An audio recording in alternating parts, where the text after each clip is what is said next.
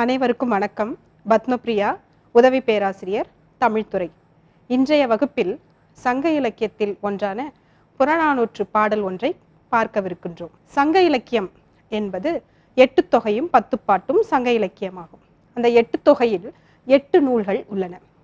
8 நூல்களை அகம் சார்ந்த நூல், புறம் சார்ந்த நூல், அகப்புறம் சார்ந்த நூல் என்று பகுக்கலாம். அகம் சார்ந்த நூல்களாவன நற்றிணை, குறுந்தொகை, அகநானூறு, ஐங்குறுநூறு, கலித்தொகை. புறம் சார்ந்த நூல் பதிற்றுப்பத்து, புறநானூறு. அகமும் புறமும் சார்ந்த நூல் பரிபாடலாகும்.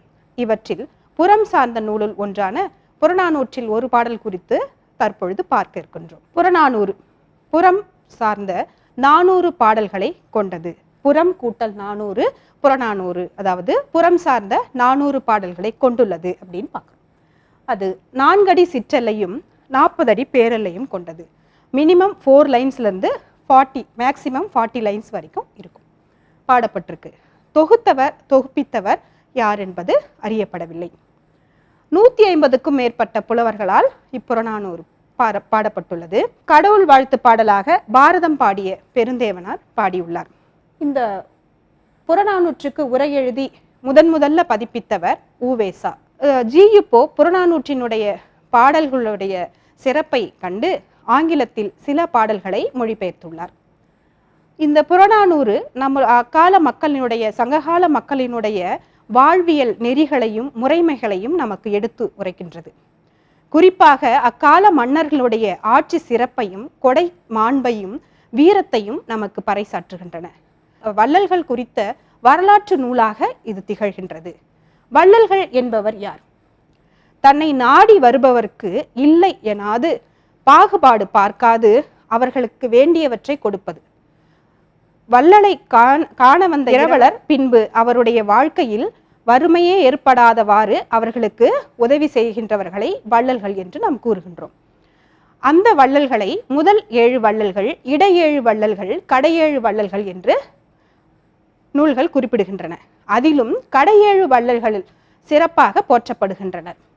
அந்த கடை 7 வள்ளல்கள் யார் என்று பார்த்தோம்னா பேகன், பாரி, திருமுடிக்காரி, ஆய் அண்டிரன், அதியமான், நல்லி, ஓரி. இந்த கடை 7 வள்ளல்களில் ஒருவர் தான் பாரி. பாரி என்பவர் யார் அப்படின்னு பார்த்தோம்னா பரம்பு நாட்டை ஆட்சி செய்தவர். அவருக்கு அங்கவை சங்கவைன்னு 2 மகள்கள் இருக்காங்க. இவர் ஒரு குறுநில மன்னன். ஒரு நாள் தன்னுடைய அரண்மனைக்கு செல்கையில் சாலை ஓரமாக முல்லை கொடி படர்ந்திருப்பதை காண்கிறார். அந்த முல்லை கொடி படர்வதற்கு கொம்பில்லாமல் காற்றில் அலைமோதி கொண்டிருப்பதை காண்கிறார். அக்கொடியானது தனக்கு உதவ மாட்டீர்களா என்று கேட்பது போல் உணர்ந்து தன்னுடைய விலை உயர்ந்த தேரையே அக்கொடி படர அளித்தார் என்பது வரலாறு. அது மட்டுமல்லாமல் புலவர் கபிலர் இவருடைய சிறந்த நண்பராக திகழ்கின்றார். இன்றைக்கு நாம் காணவிருக்கின்ற பாடல் புறநானூற்றில் 112வது பாடலாக அமைந்துள்ளது.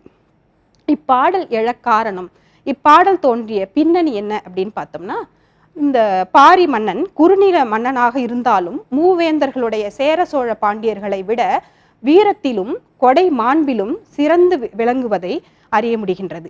அப்படி அவர்கள் மூவேந்தர்கள் இந்த பாரியை எப்படியாவது வீழ்த்திவிட வேண்டும் என்ற முயற்சியில் நேரில் போர் செய்ய முடியாமல் சூழ்ச்சி செய்து அவருடைய மலையை கைப்பற்றுகின்றனர். பாரியும் இறந்து விடுகின்றார்.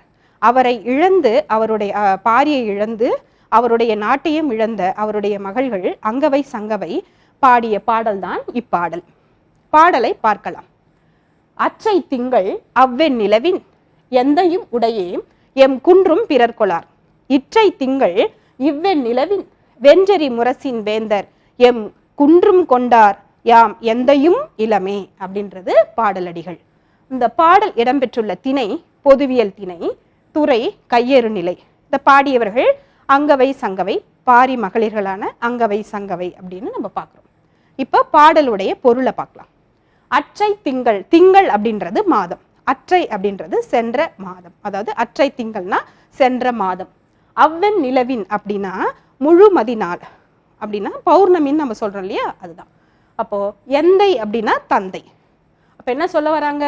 அற்றை திங்கள் சென்ற மாதம் இதே போன்ற பௌர்ணமி நாள்ல என்னுடைய தந்தை எங்களோட இருந்தார், எங்களுடைய நாடும் எங்களோட இருந்தது. எம் குன்றும் பிறர் கொளார். அப்ப எங்களோட நாடும் எங்களோட இருந்தது. இற்றை திங்கள் இவ்வெண் நிலவின், இந்த மாதம் இந்த பௌர்ணமி நாள்ல, இந்த முழுமதி நாள்ல வெஞ்சரி முரசின் வேந்தர்,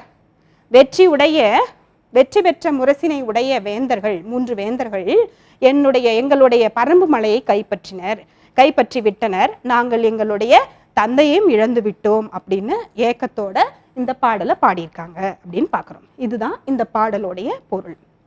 சிறப்பா இந்த பாடல்ல வெஞ்சரி முரசின் வேந்தர் எம் குன்றும் கொண்டார் யாம் எந்தையும் இளமே அப்படின்னு சொல்றதுல இருந்து, வெஞ்சரி முரசின் வேந்தர்னா அந்த வெற்றி முரசினை உடைய வேந்தர்கள் எம்முடைய தந்தையை, என்னுடைய நாட்டையும் கைப்பற்றினர், நாங்கள் எங்களுடைய தந்தையும் இழந்தோம் அப்படின்ற அந்த 2 அடிகள் சொல்லுகின்ற விஷயம் என்னன்னா, பாரியை நேருக்கு நேரா போர் செய்ய முடியாமல் சூழ்ச்சி செய்துதான் அவர்களுடைய பரம்பு நாட்டை இந்த 3 வேந்தர்களும் கைப்பற்றினார்கள் என்று அங்கவையும் சங்கவையும் பதிவு செய்துள்ளதை காண முடிகின்றது. திணை அப்படின்னு பார்க்கலாம். பொதுவியல் திணை பிற வெற்றி வஞ்சி அப்படின்ற பிற 7 திணைகள்ல கூறப்படாத பொதுவான செய்திகளை சொல்றது பொதுவியல் திணை அப்படின்னு பார்க்குறோம். இதுல இந்த அங்கவை சங்கவை இருக்காங்க இல்லையா, அவங்க தங்களுடைய வாழ்வில் ஏற்பட்ட ஏற்ற இறக்கங்களையும் வாழ்வியல் செய்திகளையும் சொன்னதுனால இது பொதுவியல் திணை. இந்த பாடல் பொதுவியல் திணையாக கருதப்படுகிறது. அடுத்து கையேறு நிலை. கையேறு நிலை அப்படின்னா தன்னுடைய நெருங்கிய உறவினரோ அல்லது தான் பயன்படுத்திய பொருளோ இழக்க நேரிடும் போது அடுத்து என்ன செய்வது என்று தெரியாமல் கையற்று திகைத்து நிற்கின்ற நிலையை தான் கையேறு நிலை அப்படின்னு சொல்லுவாங்க.